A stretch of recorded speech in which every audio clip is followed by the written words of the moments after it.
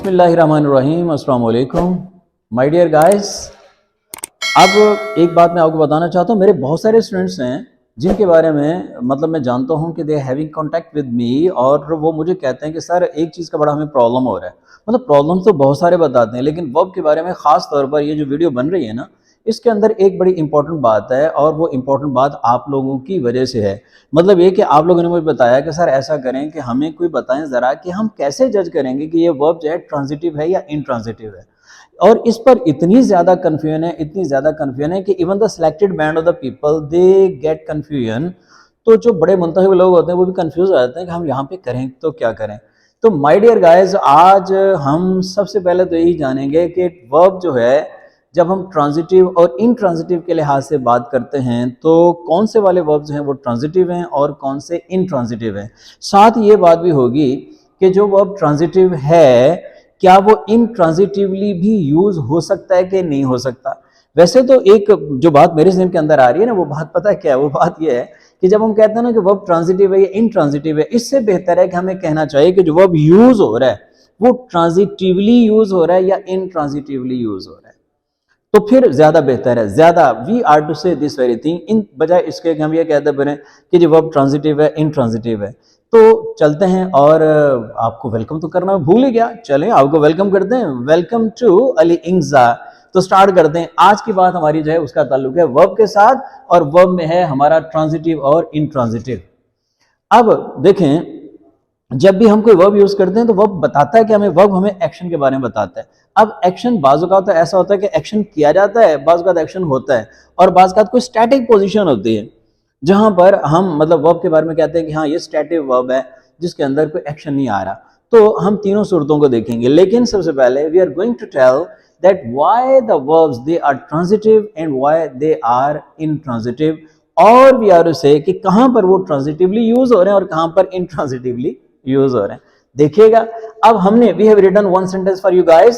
Sentence number 1, he kicks the football. अब यहां पर आपको ये तो पता चल गया कि जो किक्स है दैट इज द वर्ब, ये वर्ब है किक्स। मतलब अब ये फिजिकल एक्शन हो रहा है, यहां पर किक लगा दिया आपने, तो ही किक्स द फुटबॉल, वो फुटबॉल को किक लगाता है। अब आप थोड़ा सा और कर रहे हैं, यहां पर ये डोयर है, काम करने वाला यानी सब्जेक्ट है ही, और काम किस पे हो रहा है? फुटबॉल पे, फुटबॉल पे काम हो रहा है। तो इसका मतलब यह है कि ये जो एक्शन है ना किक, ये पास ओवर हो रहा है, पास ओवर। तो ट्रांजिटिव का मतलब होता है पास ओवर, यानी आप ये बात अच्छी तरह से जानते हो कि अब एक्शन जो है जब वो ऑब्जेक्ट तक पास ओवर होगा तो हम उस एक्शन को यानी उस वर्ब को कहेंगे कि ये ट्रांजिटिव वर्ब है, या वर्ब वहां पर ट्रांजिटिवली यूज हुआ है। अब जैसे देखें ही किक्स द फुटबॉल, तो इसका मतलब है कि एक्शन किस पे हुआ? फुटबॉल पे। तो जो किक्स है वो एक ऐसा वर्ब है जो ट्रांजिटिव है, यानी वहां पर एक्शन को आगे शिफ्ट कर रहा है। इसी तरह से वी प्ले फुटबॉल, अगर आप देखेंगे तो आप कहेंगे कि ये जो प्ले है ये एक आपका वर्ब है, और चूंकि जो फुटबॉल है वहां पर वंस अगेन मैंने फुटबॉल ही लिखा, चूंकि पूरी दुनिया के अंदर सबसे ज्यादा जो पॉपुलर गेम है फुटबॉल है। पाकिस्तान में क्रिकेट या एशिया में क्रिकेट बहुत ज्यादा पसंद की जाती। We play football. अब आपको फिर पता चल गया कि हम प्ले खेल के रहे हैं भाई, हम खेल रहे हैं फुटबॉल। अब यहां पर हम थोड़ा सा एक आपको रोकता हूं मैं, और बात का हमें पता ही नहीं चलता कि किसी सेंटेंस में ऑब्जेक्ट है या नहीं है, क्योंकि हम कहते हैं ट्रांजिटिव वो होता है जहां पर ऑब्जेक्ट होता है, लेकिन भाई ऑब्जेक्ट होता क्या है? अब ये सोचना तो बड़ा मुश्किल काम हो जाता है। यानी अगर हम कहते हैं कि हाउ टू फाइंड ऑब्जेक्ट, हम किसी भी ऑब्जेक्ट को कैसे फाइंड आउट करें, तो इज इट इजी? बहुत आसान है, बहुत आसान है। देखें, आपको सबसे पहले दो सवालों के जवाब मिलने चाहिए। दो सवाल, एक सवाल क्या है? व्हाट, और एक सवाल है होम। यानी जब आप ऑब्जेक्ट ढूंढते हैं तो आप कहते हैं कि अच्छा अगर आपको जो है वो व्हाट या होम का आंसर मिल रहा है तो उसमें ऑब्जेक्ट है, और अगर व्हाट और होम का आंसर नहीं मिल रहा तो हम कहते हैं उसमें ऑब्जेक्ट नहीं है। कैसे? देखते हैं। जब आपने कहा ही किक्स द फुटबॉल, वो फुटबॉल को किक लगाता है, ही किक्स द फुटबॉल। अब ही किक्स व्हाट, वो किस चीज को किक लगाता है? फुटबॉल को। तो इसका मतलब है जो व्हाट का आंसर है वो आपको फुटबॉल दे रहा है। व्हाट का आंसर कौन दे रहा है? फुटबॉल दे रहा है। तो he kicks what, he kicks the football.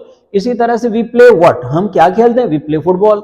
तो अब जब भी आपको व्हाट का आंसर मिल रहा है तो क्या हुआ भला? इसका मतलब यह है कि वहां पर हम देख रहे हैं कि ऑब्जेक्ट मौजूद है।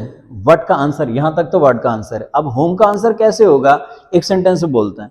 मैं कहता हूं कि शी स्लैप्ड हिम, खतरनाक फिक्र है, कोई नहीं, सुन लेते हैं। She slapped him. अब शी स्लैप, स्लैप मतलब थप्पड़ लगाना, हिम इसका मतलब कि यहां पर शी स्लैप्ड होम हिम, उसको।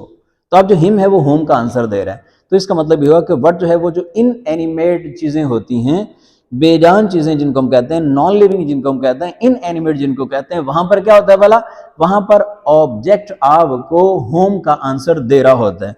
और उसके मुकाबले में जब कभी भी इनएनिमेट चीजें होंगी तो यहां पर थोड़ा ध्यान में रखिएगा कि इनएनिमेट के लिए आपको व्हाट का आंसर मिलेगा और एनिमेट के लिए होम का आंसर मिलेगा। तो जैसे देखें, शी नरेट्स व्हाट, वो क्या बयान करती है। अब नरेट्स जो है आपका वर्ब है, नरेट्स, तो she narrates what, she narrates a story. तो she narrates what, she narrates a story. आप जब अपने जहन के अंदर ये सवाल बनाओगे ना, व्हाट या होम का आंसर मिलना है, भाई ढूंढो उसको, ऑब्जेक्ट मिल जाएगा। लेकिन अब यहां पर तो ऑब्जेक्ट का आपको थोड़ा सा आइडिया हुआ। एक सेंटेंस मैंने लिखा कि शी गोज टू कॉलेज, ये sentence number 7, she goes to college. यहां पर आप देख रहे हैं क्या इस सेंटेंस के अंदर, ये तो चले हम कहते हैं जी वर्ब है, क्या हमें पता चलता है कि इस सेंटेंस के अंदर कोई ऑब्जेक्ट है। शी गोज टू कॉलेज, वो कॉलेज आती। बहुत सारे लोग अपने तौर पर जनरली कह देते हैं यार कॉलेज है ना ऑब्जेक्ट है, क्यों, ऐसा तो मुमकिन ही कोई नहीं। She goes what, she goes to college, what का आंसर मिल रहा है, नहीं भाई। शी गोज होम, नहीं। शी गोज वेयर, यहां पर आपको जो कॉलेज आंसर दे रहा है वेयर का, जो वेयर होता है वो कम से कम आपका ऑब्जेक्ट यहां पर नहीं है।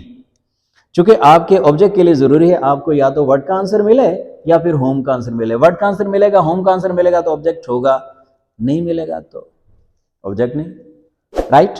इसी तरीकाकार से ये सेंटेंस देखें, दे प्ले इन द फील्ड। अब यहां पर भी दे प्ले वेयर का आंसर आपको मिल रहा है, दे प्ले व्हाट नहीं है। यहां पर तो सेंटेंस नंबर 2 में था कि वी प्ले फुटबॉल, हम फुटबॉल खेलते हैं, आपको पता चल गया कि फुटबॉल ऑब्जेक्ट है चूंकि व्हाट का आंसर दे रहा है। लेकिन क्या इन द फील्ड व्हाट का आंसर दे रहा है, सोचें, just think for a while, ऐसे लम्हा भर को सोचें कि दे प्ले इन द फील्ड, लग तो नहीं रहा। यस, चूंकि दे प्ले वेयर यहां पर आंसर मिल रहा है आपको, व्हाट या होम का आंसर नहीं मिल रहा। बात क्या हुई, ऑब्जेक्ट को जब भी ढूंढना होता है आपको सिंपल फार्मूला बता दिया, जब भी व्हाट या होम का आंसर मिलेगा तो उसमें ऑब्जेक्ट है। व्हाट और होम का आंसर नहीं मिलता, व्हेन का मिलता है, वेयर का मिलता है, व्हाई का मिलता है, तो फिर हम कहते हैं भाई उसमें ऑब्जेक्ट नहीं है। अगर ऑब्जेक्ट होगा तो वो ट्रांजिटिव है, अगर ऑब्जेक्ट नहीं है तो वो इनट्रांजिटिव है। Is it okay, final, good. अब जरा इसी बात को यहां पर हम इस्तेमाल करते हैं। He kicks the football, he kicks what, he kicks what, he kicks the football. तो इसका मतलब ये हुआ कि यहां पर जो फुटबॉल है वो ऑब्जेक्ट है। जब ऑब्जेक्ट है तो इसका मतलब ये वाला जो वर्ब किक्स है दैट इज बीइंग यूज्ड, वो इस्तेमाल हो रहा है किस एजियत में, वो हो रहा है ट्रांजिटिव वर्ब की सूरत में। अब we play football, play what, we play football. She narrates what, she narrates a story. We harvest wheat, we harvest what, हम किस चीज को काटते हैं, व्हीट, गंदम को काटते हैं। तो आपको पता चल गया कि ये जो हार्वेस्ट है, इसके बाद व्हीट जो ऑब्जेक्ट इस्तेमाल हो रहा है, उस ऑब्जेक्ट की वजह से जो हार्वेस्ट है वो ट्रांजिटिव वर्ब है। अब इसके बारे में आप क्या कहते हैं, ये जो सेंटेंस में नया लिखा आप लोगों के लिए, the old man watches a movie, बूढ़ा आदमी है मूवी देखता है। तो अब वॉचेस के बारे में आप क्या मुझे कोई गेस करके बता सकते हो, ये ट्रांजिटिव है या इनट्रांजिटिव। आप सोचो, दो ही चीजें सोचनी ना, या तो व्हाट या होम का आंसर इसके बाद ढूंढो। The old man watches what, a movie, तो इसका मतलब व्हाट का आंसर आपको अ मूवी दे रही है। तो जब व्हाट का आंसर आपको मिल रहा है तो इसका मतलब ये हुआ कि भाई इसमें ऑब्जेक्ट है। जब ऑब्जेक्ट है तो फिर ये ट्रांजिटिव वर्ब है, ट्रांजिटिव वर्ब। टीवी हमने लिख दिया। once again we are coming back to sentence number 6 and 7। Sentence number 6 में हमने लिखा they play in the field, they play where, वो कहाँ खेलते हैं, इन द फील्ड। अब वेयर का आंसर मिल रहा है, दे प्ले व्हाट का तो आंसर नहीं मिल रहा, दे प्ले होम का भी आंसर नहीं मिल रहा। तो इसका मतलब ये हुआ कि इन सेंटेंसेस के अंदर, sentence number 6, sentence number 7, we are unable to get the answer of what and home. तो फिर क्या हुआ, वो इंट्रांजिटिव हुए। लिहाजा ये वर्ब भी इंट्रांजिटिव वर्ब है और ये वाला भी इंट्रांजिटिव वर्ब है। अब ही स्लीप्स एट नाइट, ही स्लीप्स वो सोता है एट नाइट। बहरहाल बहुत सारे लोग नहीं भी सोते भाई, बड़ी मेहनत करते हैं लोग। तो इस सेंटेंस के अंदर ही स्लीप्स एट नाइट, वो रात को सोता है, हम ये लफ्ज इस्तेमाल कर रहे हैं। अब आप मुझे बता सकते हैं कि यहां पर जो स्लीप्स इस्तेमाल हो रहा है ट्रांजिटिवली यूज हो रहा है या इनट्रांजिटिवली। अब बात फिर वही, हाउ टू फाइंड ऑब्जेक्ट। भाई सीधी बात है, व्हाट का आंसर मिलेगा, होम का आंसर मिलेगा, तो उसमें ऑब्जेक्ट है। He sleeps at night, he sleeps what, नहीं नहीं नहीं, ये तो नहीं हो सकता। ही स्लीप्स होम, नहीं नहीं नहीं, बिल्कुल ये भी नहीं। तो ही स्लीप्स व्हेन, ये व्हेन का आंसर मिल रहा है, व्हेन का आंसर मिलेगा, ऑब्जेक्ट नहीं है। तो इसका मतलब ये हुआ कि जो स्लीप है वो भी इंट्रांजिटिव वर्ब है। अब एक बात आपने देखी, सेंटेंस नंबर 2 को दोबारा से देखें, उसके बाद सेंटेंस नंबर 6 को भी देखें और कंपेयर करें। यहां पर प्ले, यहां पर भी हम प्ले का इस्तेमाल किया। यहां पर जो प्ले है उसके बाद ऑब्जेक्ट है, तो इसका मतलब है कि जो प्ले है वो ट्रांजिटिवली यूज हो रहा है, यानी ट्रांजिटिव वर्ब है। कहां पर, सेंटेंस नंबर 2 में। लेकिन सेंटेंस नंबर 6 में आप लोग देख रहे हो, दे play in the field, they play, आपको उसके बाद ऑब्जेक्ट नहीं मिल रहा, लिहाजा ये इनट्रांजिटिव वर्ब है। बात मैं करने वाला हूं, this one is also play and this is to play, but you can find out both of them, they have different verb. It means that here in sentence number 2 it is being used as a transitive verb, and here in the sentence number 6 the same play is going to be used as intransitive verb. तो इसका मतलब है कि एक verb transitively और intransitively use हो सकता है। So it is entirely up to the user और अकॉर्डिंग टू द सेंटेंस हम एक लफ्ज को ट्रांजिटिवली भी यूज कर सकते हैं और इनट्रांजिटिवली भी, लेकिन ये चीज तमाम वर्ब के लिए नहीं है। कुछ ऐसे वर्ब्स हैं जिनके लिए आप उनको ट्रांजिटिवली और इनट्रांजिटिवली यूज कर सकता है। फाइनल, चलें बेस्ट। अब इसके साथ एक और बात भी जो हम जोड़ेंगे, वो बड़ी इंपॉर्टेंट बात है।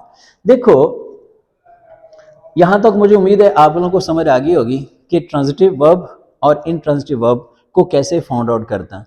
सादा सी बात है, ट्रांजिटिव वर्ब वो है जिसके बाद ऑब्जेक्ट आए, जिसके बाद ऑब्जेक्ट नहीं आता वो ट्रांजिटिव वर्ब नहीं है। Final, okay. लेकिन जिस बात को समझना है कि हमें कैसे पता चलेगा, तो भाई व्हाट और होम का आंसर मिल जाए तो उसमें ऑब्जेक्ट है, जब ऑब्जेक्ट है तो फिर ट्रांजिटिव वर्ब है। व्हाट और होम का आंसर नहीं मिलता, वेयर का मिल जाता है, व्हेन का मिल जाता है, तो फिर इसका मतलब उसमें ऑब्जेक्ट नहीं, जब ऑब्जेक्ट ही नहीं तो इनट्रांजिटिव यूज होगा। इसके साथ साथ एक और बात आपको बता दूं, बाज़ बात ऐसा होता है कि कुछ वर्ब्स और नाउन्स सेम फॉर्म के होते हैं, एक ही शक्ल होती है। जैसे देखें, they fought a good fight, they fought a good fight, उन्होंने एक अच्छी लड़ाई लड़ी। यहां पर जो वर्ब है वो भी फाइट यानी फॉट है, सेकंड फॉर्म, और उसके बाद जो फाइट है जो कि ऑब्जेक्ट है वो भी। जब ऑब्जेक्ट और वर्ब सेम होते हैं तब भी उनको हम इनट्रांजिटिव वर्ब कहते हैं, उनको ट्रांजिटिव वर्ब नहीं कहना चाहिए। Final, that's good. अब एक पॉइंट साथ ही जोड़ लेते हैं क्योंकि बहुत सारी चीजें, ये जो लफ्ज मैंने लिखे हैं, you can see this is give, ask, offer, promise, provide, tell, these are some words. इन अल्फाज के बाद हमेशा हमेशा दो ऑब्जेक्ट आता है, दो ऑब्जेक्ट। अगले वाली वीडियो में फिर आपको बताऊंगा कि वो जो दो ऑब्जेक्ट आते हैं फिर उनको हम कहते क्या हैं और किस तरह से कहते हैं। जैसे एक जो इंपॉर्टेंट चीज मैंने क्या बोला कि give, ask, offer, promise, provide, tell. Yes, तो in the next part we are going to talk about, तो this is the first part और द वर्ब इलस्ट्रेशन, वर्ब की इलस्ट्रेशन के बारे में पहला पार्ट है। तो हम इसको वर्ब पार्ट 1 कहेंगे ग्रामर के लिहाज से। देखिए इससे पहले हम जो पार्ट 1 पार्ट 2 की बात कर रहे थे ना, वो बात कर रहे थे यूज ऑफ वर्ब के बारे में। अब हम यूज ऑफ वर्ब पे बात नहीं कर रहे, अब हम जनरल ग्रामर की तरफ चले गए। नाउन्स को पढ़ेंगे, वर्ब्स को पढ़ेंगे, लिंकिंग वर्ब्स को पढ़ेंगे, उसके बाद जो बाकी पार्ट्स ऑफ स्पीच है उनको पढ़ेंगे, मॉर्फीम को पढ़ेंगे, फोनीम्स को पढ़ेंगे, उनके बारे में चीजों को जानेंगे इंशाल्लाह। चलें, बेस्ट ऑफ लक। तो आखिरी बात क्या, इन अल्फाज के बाद give, ask, offer, promise, provide, tell, इनके बाद हम डबल ऑब्जेक्ट इस्तेमाल करते हैं। तो डियर गाइस, मैं खुश हूं कि आप लोग इस चैनल को देख भी रहे हो, सब्सक्राइब भी कर रहे हो और एक इम्पॉर्टेंट बात जो मैं चाहता था आपसे लाजमी करूं, वो ये है कि आप लोगों का कोई प्रॉब्लम इंग्लिश के हवाले से हो तो प्लीज़ कमेंट्स में लाजमी लिखिए। और फिर अगर आप कोई चाहते हैं कि कुछ ऐसी वीडियोस में बनाऊं जो आपको ज़रूरत है जिनकी, तो मुझे खुशी होगी आप लोगों को इस तरह से सपोर्ट करके। सो बी ब्लेस्ड। अल्लाह हाफिज़।